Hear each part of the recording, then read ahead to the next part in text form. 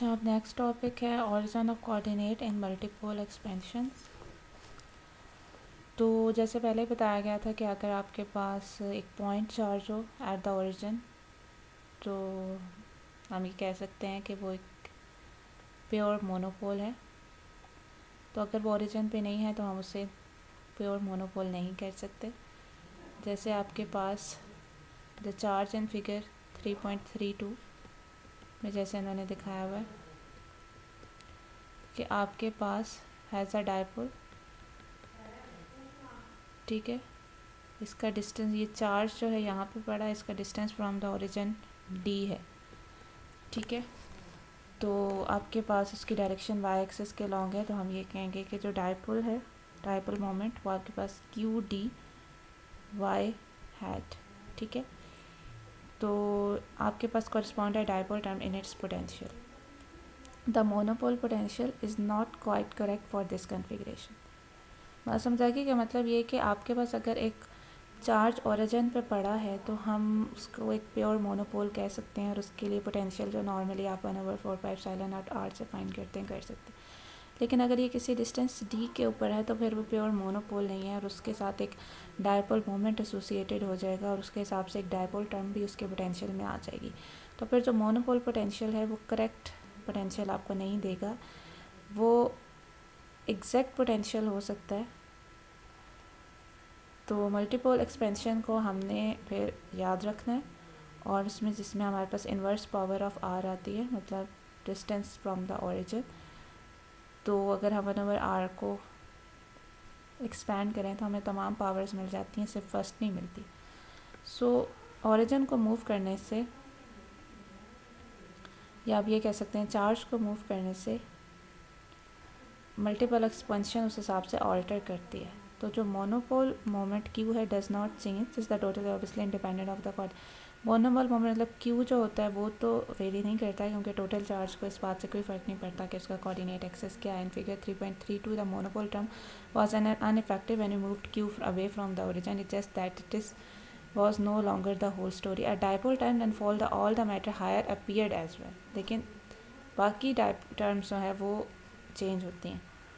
Only the dipole moment does change when you shift the origin, but there is an important exemption. If the total charge is 0, then the dipole moment is independent of the choice of origin. तो मतलब ये कि ये बात important है, क्योंकि इस case में टोटल चार्ज 0 नहीं हो रहा, तो इसलिए डायपोल मोमेंट ओरिजिन के ऊपर डिपेंड कर रहा है। लेकिन अगर आपके पास टोटल चार्ज 0 है, फिर डायपोल मोमेंट को ओरिजिन से कोई फ़र्क नहीं पड़ता।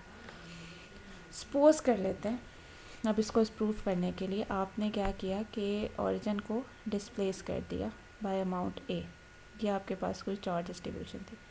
तो ये जो चार्ज डिस्ट्रीब्यूशन थी, इसके लिए आपके पास पहले इसका ओरिजिन से डिस्टेंस जो है वो r, ये वाला जो प्राइम वाले, मतलब पहले को देखिए प्राइम वाले कोऑर्डिनेट्स जो हैं उनके हिसाब से जो इसका डिस्टेंस है, सॉरी प्राइम नहीं, बार वाले कोऑर्डिनेट के रिस्पेक्ट से जो इसका डिस्टेंस है फ्रॉम द ओरिजिन वो r बार हो गया, इसकी चार्ज डेंसिटी इंटू डी टो। तो फिर इतना आपने मूव किया था, तो बाय ट्राइंगल आपके पास r बार इसके बराबर आता है। तो जब आपने इसको एक्सपैंड किया तो आपके पास ये आ गया, मतलब p बार जो है वो डायपोल मोमेंट है इस बार वाले कोऑर्डिनेट्स में, और p जो है वो अन बार वाले के अंदर है। तो अगर q 0 हो जाए तो फिर p बार p के बराबर हो जाएगा। तो इसलिए अगर आपके पास, अगर आपसे कोई ये पूछे कि फिगर 3.34 a में आपके पास डायपोल मोमेंट क्या है, तो आप कॉन्फिडेंस से कह सकते हैं q d। लेकिन अगर आपके पास डायपोल मोमेंट इसके लिए पूछा जाए तो आपने फिर उससे पूछना है कि with respect to what origin, क्योंकि यहाँ पे टोटल चार्ज 0 नहीं हो रहा। फिर आपने 3.30 प्रॉब्लम करना है, ठीक है, ये भी आपने कंप्लीट करना है।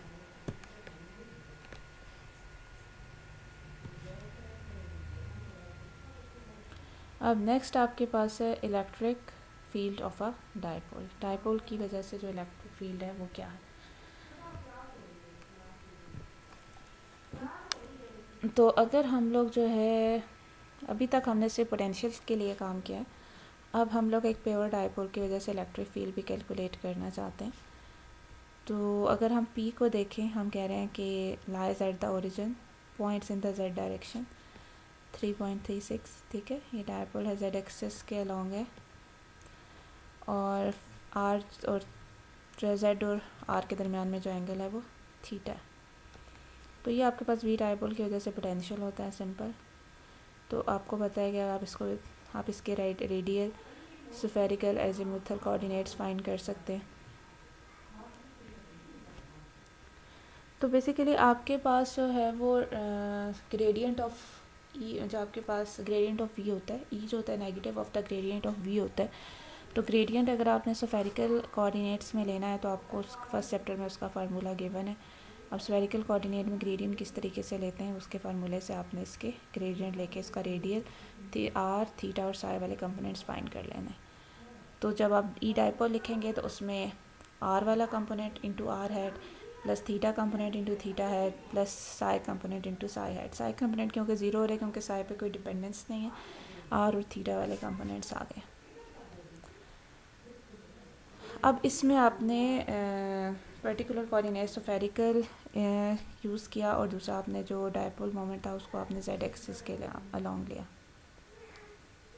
तो अगर आप चाहते हैं कि आप इसको कोऑर्डिनेट फ्री बनाएं, मतलब ये कि ये तो कोऑर्डिनेट के ऊपर इस तरह के मतलब जनरल आप इसका बनाना चाहते हैं पोटेंशियल जो कि किसी पर्टिकुलर कोऑर्डिनेट्स के ऊपर डिपेंड ना कर रहा हो, जैसे आपने analogous to the potential in 3.99, जैसे आपने 3.99 में आपके पास पोटेंशियल था, ठीक है। तो फिर उसके बाद आपके पास सी प्रॉब्लम 3.33, तो उसके लिए आपने प्रॉब्लम 3.33 देखना है, ठीक है। प्रॉब्लम 3.33 भी आपने करना है। तो इसमें आपको बताया गया है कि किस तरीके से आप कोऑर्डिनेट फ्री फॉर्म के अंदर पोटेंशियल को लिख सकते हैं। ये भी इम्पॉर्टेंट, इलेक्ट्रिक फील्ड लिख सकते हैं प्योर डायपोल की, ये इम्पॉर्टेंट है, ये भी आपने लाजमी करना, ठीक है। Notice the dipole field fall of, जैसे आपको पता है कि वैसे डायपोल की फील्ड में अगर आप देखें तो यहाँ आर क्यूब की डिपेंडेंस आ रही है। तो द मोनोपोल फील्ड जो होती है वो आर स्क्वायर से वेरी करती है, 1/r स्क्वायर से, डायपोल की 1/r क्यूब से, क्वाड्रापोल की 1/r4 से करेगी, ऑक्टापोल की 1/5। अब इस केस में आपके पास मोनोपोल का 1/r से, डायपोल का 1/r स्क्वायर से, क्वाड्रापोल का 1/r क्यूब से पोटेंशियल वेरी कर रहा था।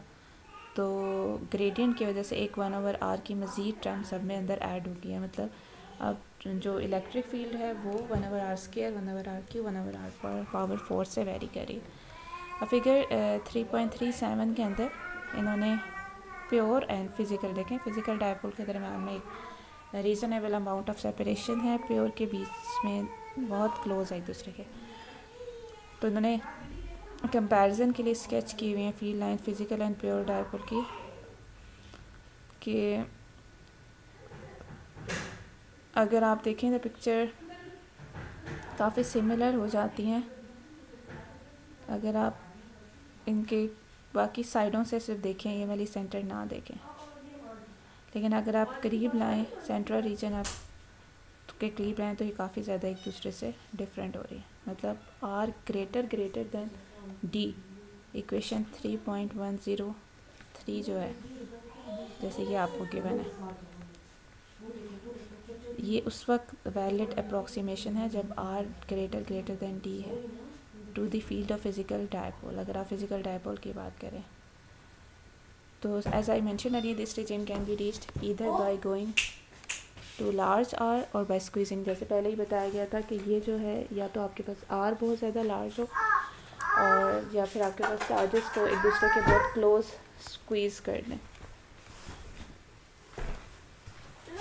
ठीक है। तो even in the limit there remains an infinitesimal region at the origin where the field of visible travel point in the wrong direction।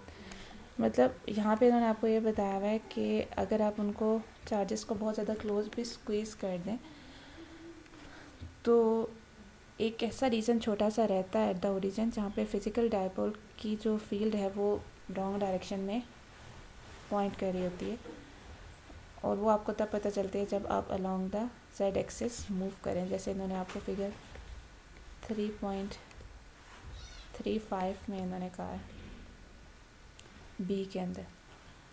देखें जैसे यहाँ पे इन्होंने आपको बताया इसमें यूँ डायपोल को मूव किया गया,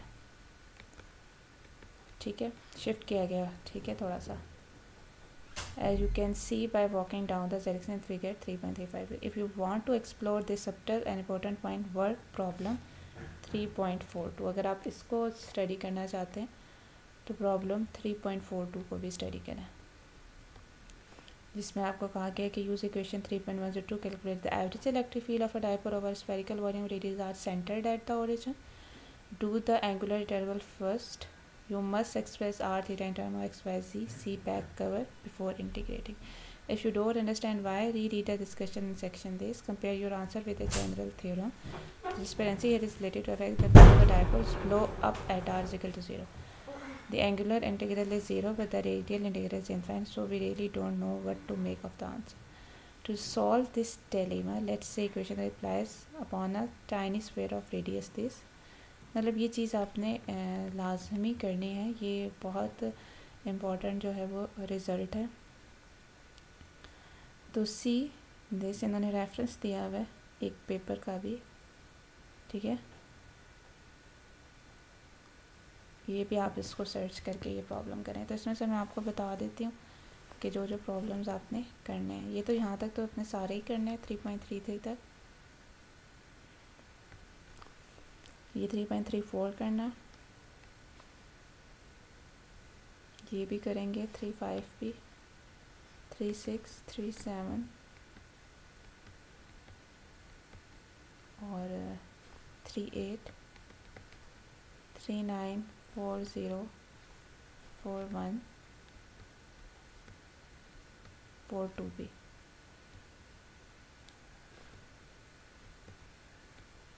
अभी फ़िलहाल 4.2 तक आप इसे कंप्लीट करें।